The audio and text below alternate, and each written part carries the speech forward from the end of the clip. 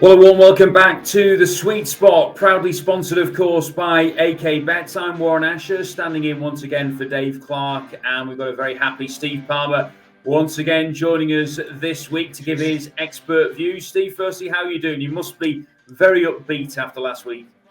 Good morning, Wazza. Yeah, I am upbeat. I thought it was going to be a lot easier than it was, though. I thought I was cruising to a PGA Tour winner on Sunday night. I was actually planning an early night. I thought if he got 8 shots ahead, I thought if Hideki Matsuyama gets 8 shots ahead, I will go to bed because I was feeling jaded. But he certainly didn't get 8 shots ahead, and he put me through the ringer. But yeah, we'll get on to that. Yeah, plenty of time to talk about that success a little bit later on. Firstly, just to remind you of the AK Bets offer. They are, of course, the sponsor of the Sweet Spot, and they've got an excellent welcome offer for you. Place your first bet on any golf market and get 50% off your stake back as a free bet up to £25. Terms and conditions apply. Make sure you use the code SweetSpot25 when signing up. Well, we're going to start off by looking back then at last weekend's tournaments, and we'll start off with the Czech Masters, Steve, which you mentioned last week. It was a new course, it was a tricky test, and we had a first-time winner on the DP World Tour. Yeah, we had a 225-1 winner, David Rivetto. Great shame we weren't on board for Rivetto's breakthrough victory. We were following him a lot at the start of the year. You might remember, the Just One Rivetto songs were coming out. We like the look of him, but he'd been poor recently. I don't think we can beat ourselves up for not being on him last week. He'd missed 6 of his last 7 cuts prior to last week's effort. He had a month off, and the month off clearly did him the world of good. Came back a different player. He won on the Challenge Tour in February. Now he's off the mark on the DP World Tour. So yeah, he's a 27-year-old Frenchman that we're keeping an eye on Wazza, because he's a great driver of the ball. He's got a big future. Yeah, as you say, it was one of those events where probably took some players a bit of time to get used to their surroundings. Bernd Wiesberger was one that you flagged up, Steve, who I think finished tied 6th in the end. He was up and around the top of the leaderboard. Yeah, you're right. We've got a good run for our money from Bernd. Tied 6th with 3 other players. Yeah, fantastic ball striking as per usual from Bernd. He topped the greens and regulation stats on Sunday. But putting is still a bugbear. Yeah, he putted really poorly in round 2, poorly again in round 4. So yeah, if he can just find a way to get the ball in the hole, then he will resume his DP World Tour winning. But yeah, he's not for me this week. Jesper Svensson's the other one that we must mention, the runner-up. He's a player I like. He's a 28-year-old Swede. I think he's going to win a second DP World Tour title pretty soon. He played 70 holes, par or better last week, was it? 70 of the 72 holes, par or better. Yeah, really solid performance. So, yeah, keep your eye on Jesper and keep your eye on Rivetto. Yeah, certainly 2 players to keep an eye out on over the coming weeks. We can't hold off any longer. We've got to talk about Hideki. It's been one of those tournaments, Steve, where, as you said earlier on, it's put you through the ringer. He was 5 shots ahead going into the final round. Within 9 holes of that final round, he'd seen that lead completely capitulate. It looked like Victor Hovland was on course to go and claim the victory. Full credit to Matsuyama, though, because he got his head back in the game and he finished the job. Yeah, I thought it was going to be serene. I mean, he was in total command, 5 shots clear through 11 holes of the final round. But then the referee had a word with him on the 12th. The ref highlighted a possible rules infringement from the 7th hole. So he was staring at a potential 2-shot penalty, and he had to defend himself against that charge, which he did so successfully. So on the 12th hole, he talked the referee out of giving him a 2-shot penalty. If you look at the incident, it's clear that he didn't break any of the rules. Won't go into the details of it, but he didn't deserve to get a penalty. But he was ruffled by that chap because he doesn't speak great English, does Hideki. So it was a tough job for him to defend himself to the referee. It would have been a tense exchange. He got the result he wanted, but a huge wobble followed. His first 3-putt of the week came immediately after that chat. 3-putted the 12th for bogey, bogeyed the 14th, double bogeyed the 15th. So in a flash, the lead has gone. I was in a state of bewilderment on the sofa, as you can imagine. My early night plans are in disarray. I may not even get the winner. My heart was pumping, but thankfully, the 17th and 18th holes, which are really difficult holes, Matsuyama rose to the occasion in incredible fashion. He's got one of the best temperaments in the game. He always has. He's got like ice running through his veins. And he made a brilliant birdie at the 17th hole with a long putt. And then on the 18th hole, bit of breeze flapping around, he hit a magnificent 3-wood to the middle of the fairway. And then his approach shot was all over the flag. I mean, it was a bold approach shot, birdie finish. And if you turned on the next day, it looks like a cozy 2-shot victory. You wouldn't have had a clue what had gone on. Well, you have to also throw into the equation as well, Steve, the fact that his usual team wasn't with him for the tournament. Yeah. For those that didn't know, he'd been at the Olympics in Paris. He'd stopped off in the UK on the way to playing in the FedEx St Championship, and there was a bit of a robbery that went on, and it meant that most of his team couldn't be with him for that tournament.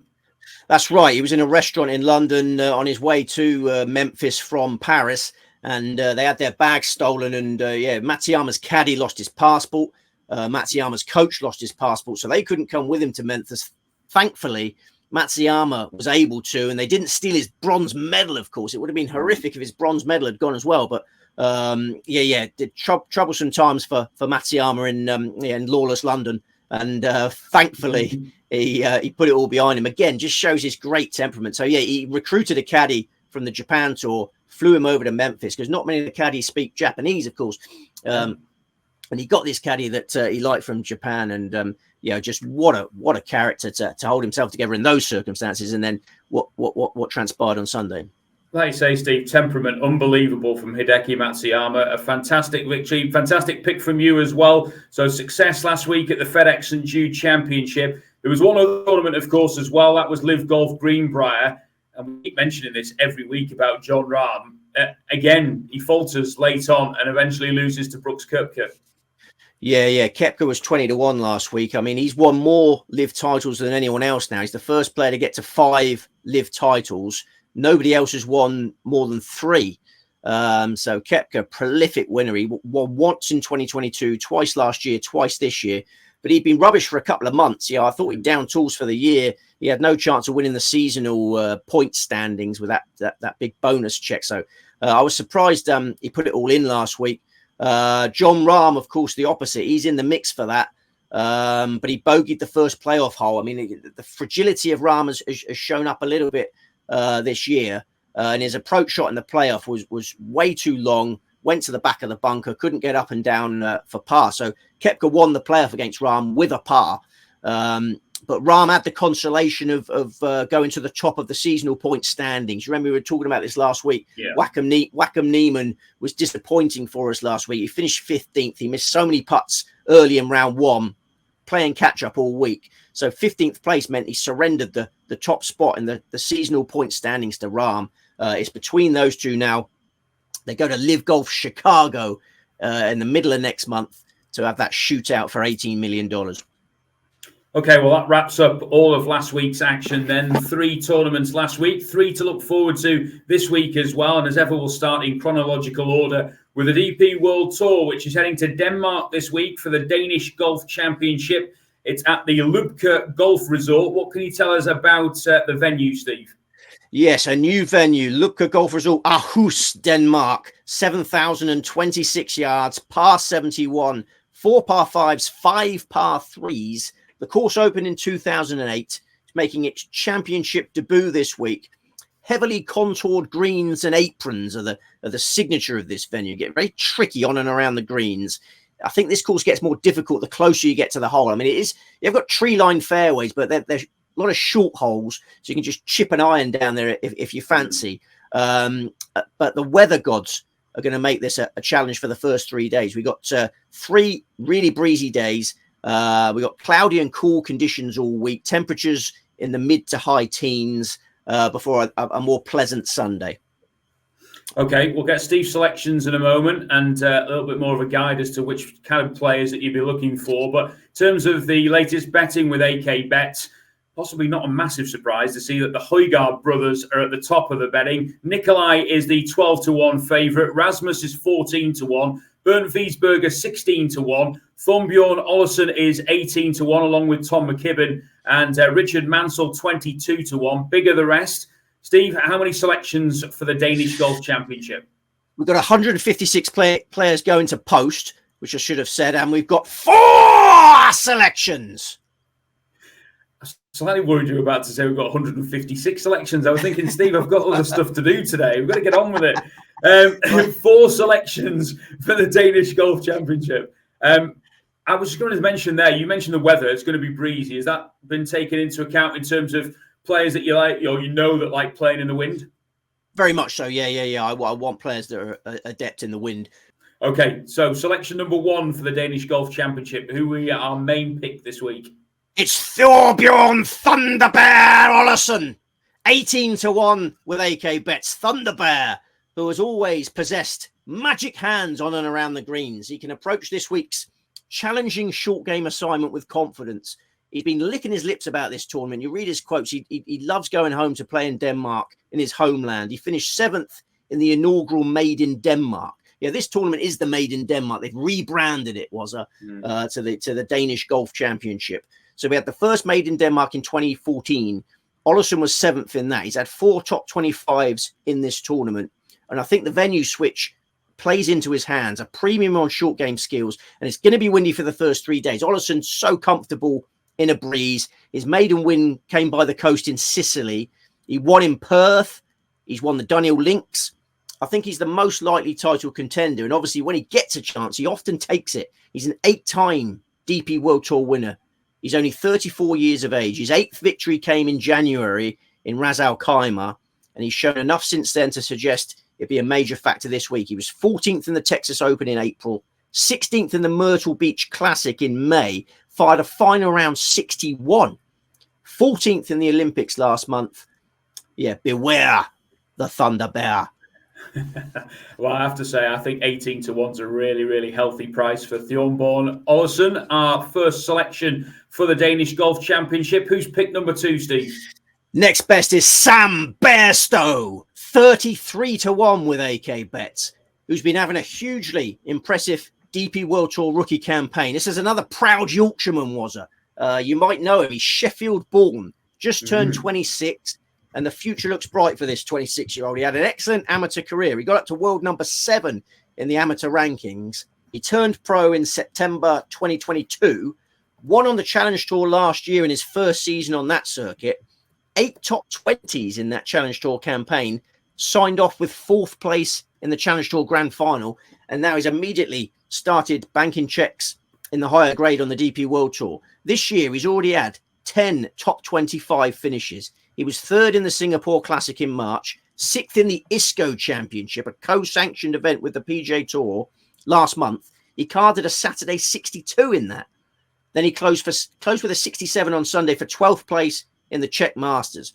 I like the look of this player, classy left-hander. An Englishman, of course, doesn't mind the cool temperatures this week, doesn't mind the wind that's going to come his way. I think he's got a massive chance of being the latest Englishman on the Honours Board. The Made in Denmark, David Horsey's won that, Matt Wallace won that, Oliver Wilson won that. Englishman got a good record in this. Yeah, I like the look of Sam Bairstow. I'm going to say that, though, as a Yorkshireman, aren't I? But Yorkshire! Come on, Wazza. Sam Bairstow, then, is the second tip for this week's Danish Golf Championship. 2 more to come. Who's pick number 3, Steve? Pick number 3 is David Micheluzzi, 110-1 with AK Bets. Perhaps the best value runner of the golfing week. Chalked up as an also-ran, but I make him a leading title contender. He's a 4-time winner on the Australasian Tour. 3 of those victories came last year. He won the Order of Merit, and that provided access to the DP World Tour. And he's having fun this year on the DP World Tour. He was 16th in Bahrain, 7th in Singapore, 10th in the Italian Open at the end of June, 2nd in the BMW International Open last month. He hasn't done much wrong since that bold effort in Germany. He missed the cut by a shot in the ISCO Championship, a rare stateside start. He carded 2 rounds of 71 for a narrow miscut last week in Prague. This week's assignment, a much better fit for me. He's got an elite short game as Micheluzzi. He'll relish the difficulty of these slopey greens. He's brilliant in the wind, as most Australians are. And he finished 14th in the Dunhill Links last year to underline that point. And the icing on the cake is that he has played in this event before. He was 17th last year on his Made in Denmark debut, despite arriving off the back of 3 consecutive miscuts. So, yeah, huge threat at a fancy price. Yeah, positives galore with pick number 3. And we did promise you 1 more selection for the Danish Golf Championship. Who are we finishing with, Steve? Rasmus Nergaard Peterson. Or Pettersson, maybe Pettersson. Rasmus Nergaard Pettersson. 50-1 with AK bets.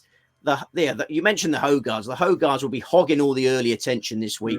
They'll have lots of media to do, but I suspect the main Danish challenge will come from Olesen and Nergaard Pettersson. He's a fast improver. He was a great amateur. He played in the States for Oklahoma State. Loads of great players have emerged from Oklahoma State.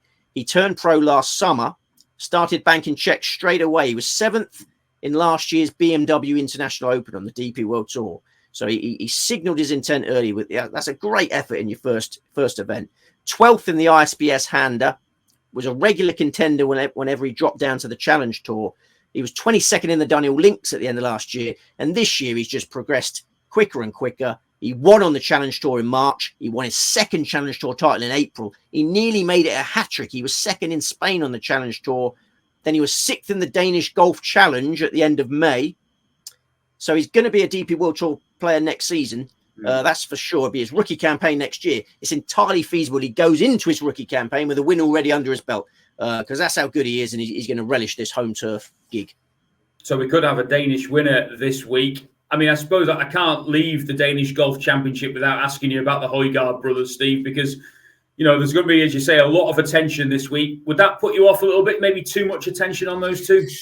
Well, it's a great tournament, this. Very enthusiastic home crowd, and they get really into it. As you say, the Højgaards can both struggle with their short game. I think these greens might find them out a little bit. And aside from the Olympics, Nikolai has been pretty rubbish for months. He's had a real dip in form. Rasmus hasn't played since the Open. He always seems to have some injury niggles bothering him. So I can't get excited at short prices about the Højgaards. If you look at the top of the market, it's just full of dodgy putters. This week's greens and the surrounds to the greens, really, really devilish. So I think those short game frailties will be exposed. Okay, well, that is the Danish Golf Championship. These 4 selections. We will go through all of the selections, of course, a little bit later on in this week's Sweet Spot. But we're going to turn our attentions now to the US PGA Tour. It is the second leg of the FedEx Cup playoffs. It's the BMW Championship at Castle Pines. Again, another fantastic field, Steve. Before we run you through the prices, tell us a little bit about the course and what we can expect this week.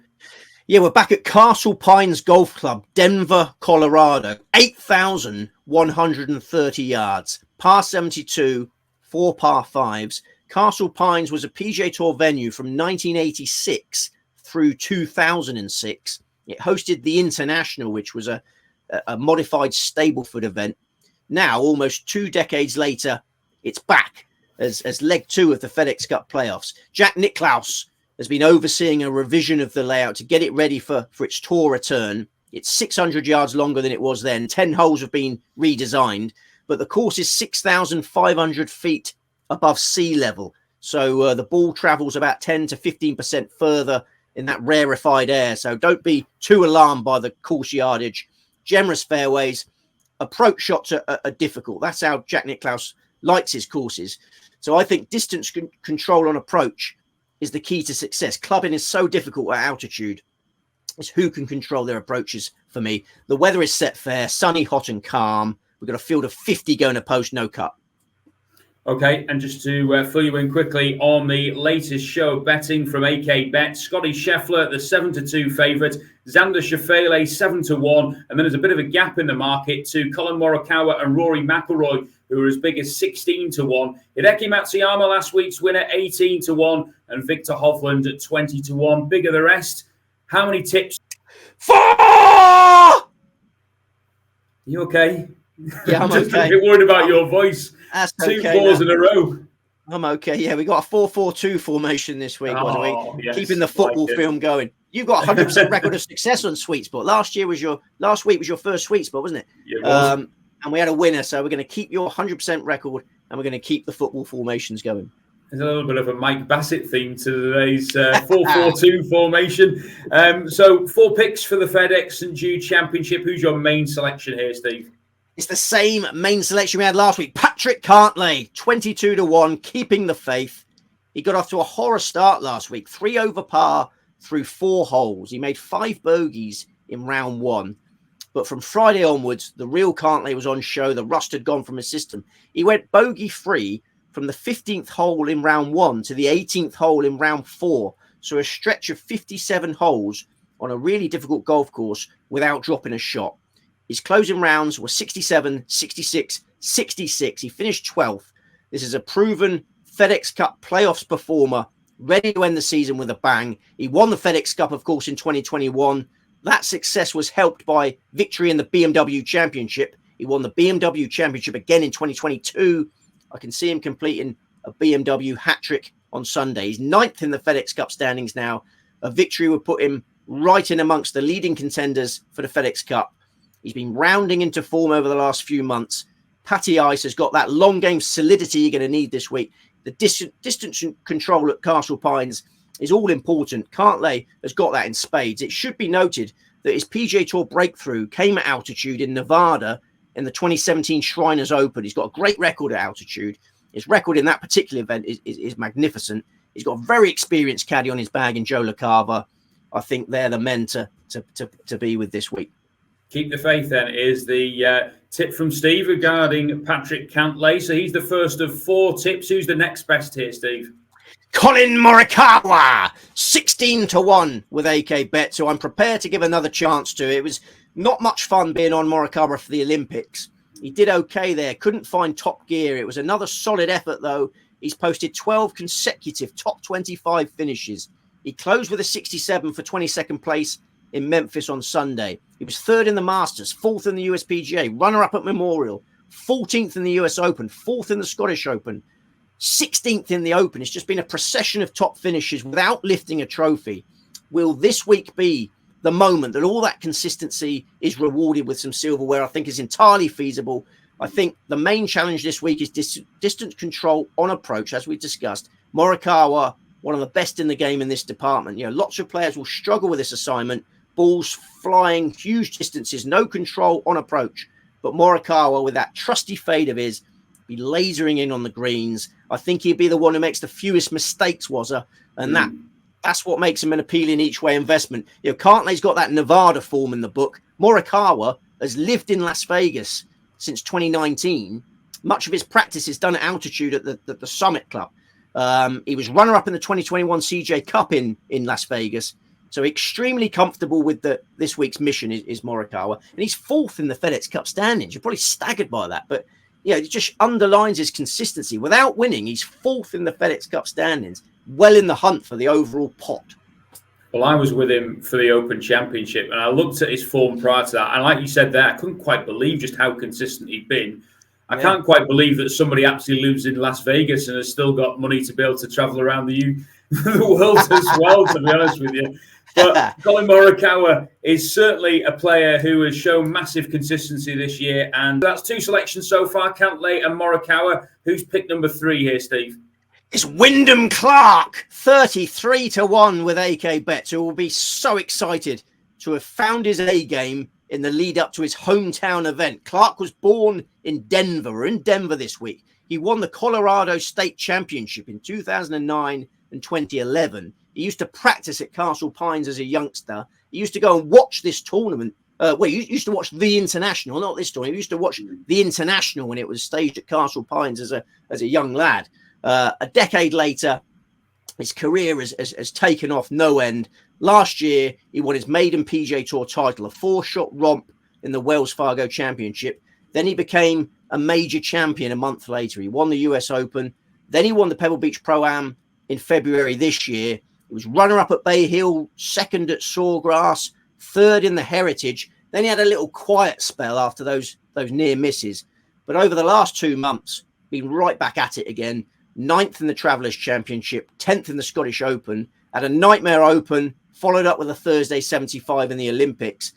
But the final 3 rounds in Paris, 68, 65, 65, 14th place. Nobody outscored him over the final 54 holes of the Olympics.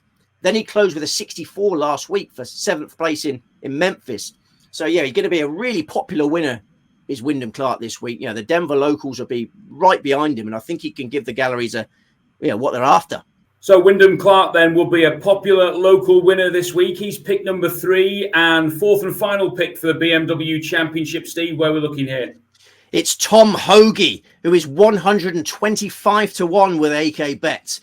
My theory is that distance control on approach is the key to success at the modern Castle Pines. Tom Hoge, one of the best in the business at controlling approach shots. He made his PGA Tour breakthrough in the 2022 Pebble Beach Pro-Am.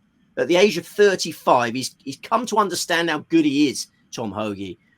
He carded a third round 62 in the Players' Championship last year to finish third in that event. He's not frightened by elite company anymore. He was third in the Travelers' Championship at the end of June. That's a signature event. All the best players were there. Hoge believes in himself now, and I believe in him. He's missed a couple of cuts on the mark lately, but 125 to 1 is an enormous price. I think he's playing well enough to get in the mix here at a suitable venue. Yeah, I think, like you mentioned there, maybe these players that haven't had a win maybe wonder whether they should be in this sort of company for a tournament like this. But when you actually get into the FedEx playoffs, that's got to give confidence to players that are further down the rankings. That's it. And Hoagie's in the top 30, so he's looking good to go all the way to Eastlake for the Tour Championship, and that creates so many opportunities for the following year. If you get to the Tour Championship, it gives you playing rights for all the big events the following year. So, Hoagie highly motivated. Yeah, most of them are perhaps not the favourites, though. This is a crazy event in that respect. We can come to the favourites now. Yeah, so Scottie Scheffler 7-2, Xander Schauffele 7-1. I said earlier on, a big gap between them and the likes of Morikawa and Rory McIlroy. We mentioned last week, Steve, that maybe fatigue is setting in a little bit on some of the bigger names. Do you think that's the case? Yeah, I do think that's the case. And the top two in the betting this week just make no appeal for me. I mean, I feel like they did their job last week. Schauffele, job done. He's kept pace with Scottie Scheffler. Xander Schauffele is the only player that can stop Scottie Scheffler going to Eastlake next week, not as number one seed. There's only two players that have the chance of going number one for Eastlake, which is obviously very important with the handicap system. You get a 2-shot head start next week in the Tour Championship if you're the number one seed. Scottie Scheffler, he putted abysmally last week. The demons are back. The putting demons have been creeping into Scottie Scheffler's game over the last few months. He was awful on the greens last week, and as angry as you'll ever see Scottie Scheffler. Whacking his putter and just sort of fits of pique that you don't associate with Scottie Scheffler.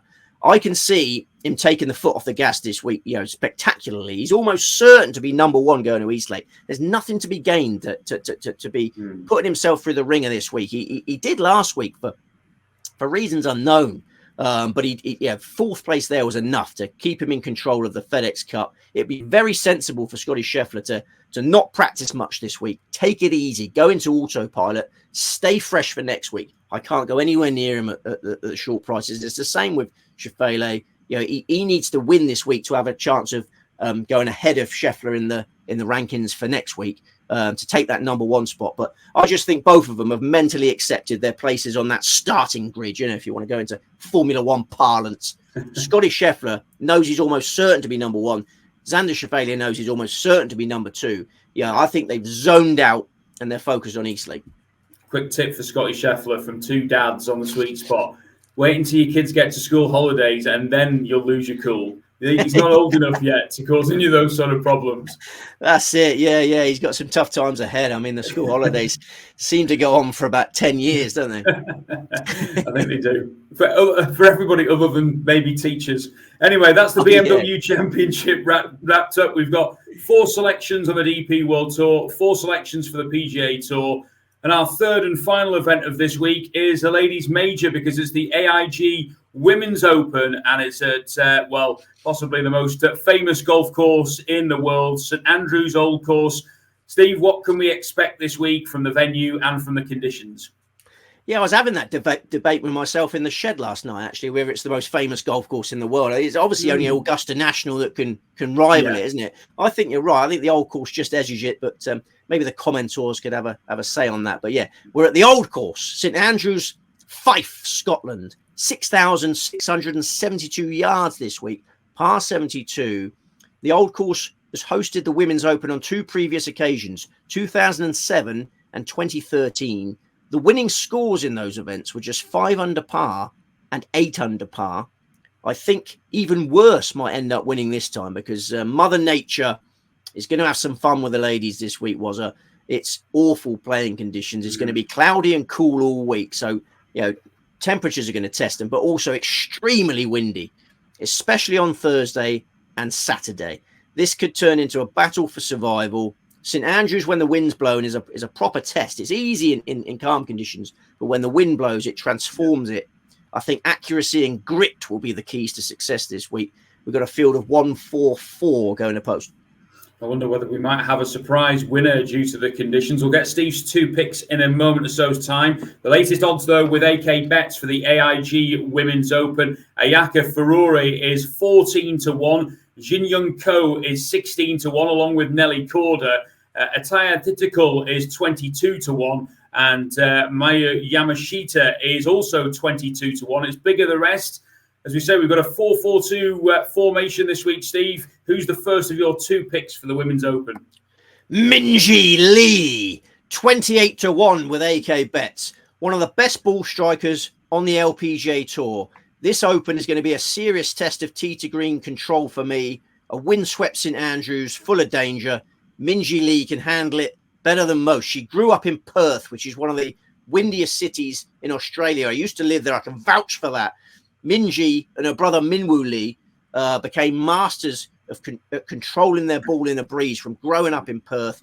That skill could be crucial this week in seeing Minjee win her first Open title. She's a 2-time major champion already, a 10-time LPGA Tour champion. I think she's going to bounce back from a disappointing weekend in the Scottish Open. She had some issues on the 18th hole at the weekend. She dropped from 1st place to 12th place, but all in all, that was a useful warm-up spin for the Open. She's gone from the Dundonald Links to St Andrews with a half-decent week of putting. I think Minjee's a definite Open contender. 5 of her 9 Open starts have yielded a top 10 finish. 3 of her last 4 Open starts have yielded a top 5 finish. Okay, so Minjee Lee is the first of 2 picks for the Women's Open. Who else is in contention for St Andrews' success, Steve? Lydia Ko, 33-1 with AK Bets, the Olympic champion riding a crest of the wave. The LPGA Tour is not going to be for her for much longer. It looks like she's going to do an Eric Cantona, was it? She's going to retire early, and much earlier than I'm pleased you said that rather than jump into the crowd 2-footed for a moment. I was slightly worried. They're very different characters in that respect. Yeah, Lydia Ko, very good temperament. I mean, how old was Cantona when he retired? It was mad, wasn't it? He was about 29, something like that. Yes, he retired crazily early and went on to acting and whatnot. But yeah, Lydia Ko, because we were talking. Do you remember we were talking about she's not going to be in the next Olympics? But she's very close to retiring. She's only 27, but she says this is probably going to be her final Open championship. So this is a former world number 1. 2-time major champion, 20-time LPGA Tour champion, looking to put the icing on the cake of a glorious career by winning her first Open and doing so at St Andrews. It'd be a lovely story, and it's entirely feasible. She was low amateur in the 2013 Open at St Andrews. She was 3rd at Turnberry in 2015. She was 7th at Muirfield in 2022. So she likes links golf. She's got the right attitude for rough weather. I mentioned her temperament. Such a positive character, stays cheerful. She won't let the wind and rain bother her. It was the same in Scotland last week in the Scottish Open. She stayed nice and cool, calm and collected while others were getting ruffled by the conditions. She finished 9th in the Scottish Open on Sunday. So, yeah, I've got an Aussie and a New Zealander going into battle for me in the Women's Open. They both grew up playing in the wind. They're not scared of this weather forecast. Just a quick word on Nelly Korda, because she's been the talk of the town this year in terms of women's golf. Yeah. Maybe not the conditions that she'd have been hoping for going to St Andrews. Well, she's never won an Open. She's had lots of cracks at it. She's only ever had 1 top 10 finish in the Open. And that event was not a links track, it's worth knowing. It's very strange. The Women's Open is not always a links track, which contrasts with the men's, of course. So her Open record is nothing to write home about. No medal at the Olympics last time out. She shanked one. I don't know if you saw that shot. She shanked one into the water at the 15th hole in the final round. So I don't think Nelly's got that confidence level she needs this week. She skipped the Scottish Open last week to stay fresh for this. Different tactic to a lot of the others, but I prefer the ones that got a bit of links experience in Scotland, and much prefer my two. Yep, completely agree with that. We have had then 3 previews this week: the Danish Golf Championship, the BMW Championship, and the AIG Women's Open. And it's time to just remind ourselves of Steve's selections, starting with the Danish Golf Championship, Steve. Thorbjorn Thunderbear Olesen, Sam Bairstow, David Micheluzzi, and Rasmus Nergård Petersen. 4 in Denmark, 4 also for the BMW Championship, and they are Patrick Cantlay, Colin Morikawa, Wyndham Clark, and Tom Hoggy. And St Andrews and the Women's Open, 2 last selections, and they are, Steve? Minjee Lee, Lydia Ko. Thank you very much indeed. A 4-4-2 formation for Steve Palmer this week. If you're going to pick out one of those selections, who are you most confident about going into this week? If you're only having one golf bet this week, have an each-way double on Thorbjorn Olesen and Patrick Cantlay. That'll serve you well. If you want to have an each-way treble, have Olesen Cantlay with Minjee Lee, Olesen Cantlay with Lydia Ko. Very tough to pick between my two ladies. I know you're only supposed to have one lady in your life, was it? But sometimes it's just for this week, you're allowed 2. Obviously, the Matsuyama success last week, I imagine that the kids have probably eaten you out of house and home and ice creams over that period of time. It'll probably have just leveled things up from there. That's it. No, they're happy kids. I mean, the summer holidays is a big test of parents, isn't it? But the end is nigh, isn't it? It is. Only a couple of weeks left to go. Next week, of course, we'll have plenty more action to look forward to with the British Masters and the Tour Championship. So 2 cracking events for that. Thank you for watching this week. Dave Clark will be back with Steve next Tuesday, hopefully celebrating another success at 2 p.m. on the Racing Post YouTube channel to preview those 2 events, the British Masters and the Tour Championship. Don't miss it. And until then, like, comment, share and subscribe. Enjoy your golf this week, and remember to gamble responsibly.